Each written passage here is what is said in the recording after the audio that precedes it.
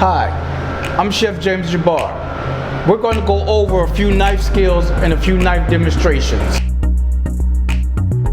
For starters, if your cutting board seems to be sliding, what you want to do is take a rag, wet it, lay down wet towel, and that will prevent your board from sliding. Our first knife is the serrated knife. Great for slicing through hard fruits such as pineapples. Also great for slicing through soft tomatoes without mashing the tomatoes. Also, a serrated knife is great for sandwiches, especially when you have a sandwich that has the bread, the cheese, the tomatoes, the lettuce, and the meat. Another knife is your paring knife, and this is great for small jobs such as hauling strawberries or deveining shrimp.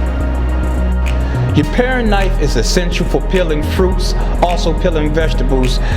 If you do not have a peeler, you can use the paring knife. The next knife is your boning knife or fillet knife.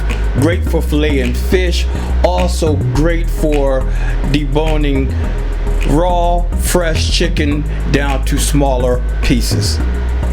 Chef knife. You want to make sure that you actually pinch the knife such as this.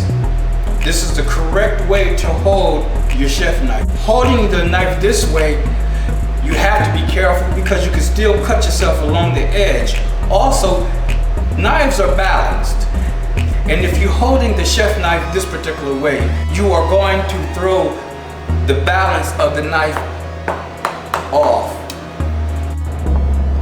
When holding your full product with the chef knife, you want to make sure you tuck all of your fingers in.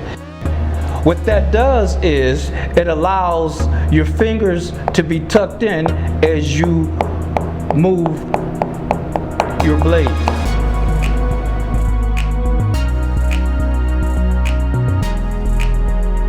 Always make sure your knife is sharpened utilizing a sharpening stone or another quality knife sharpener.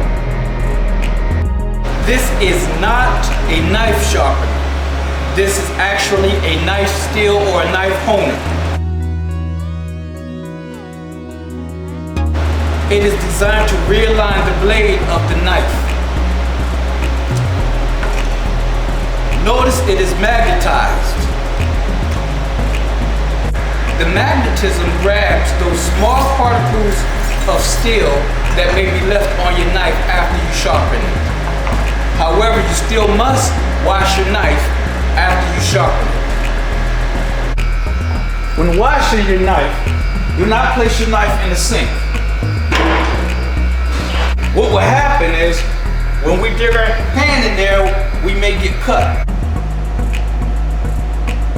Some other safety tips. When handing a knife to a person, it is best just to lay the knife down and let them pick up the knife. I'm Chef James Jabbarr.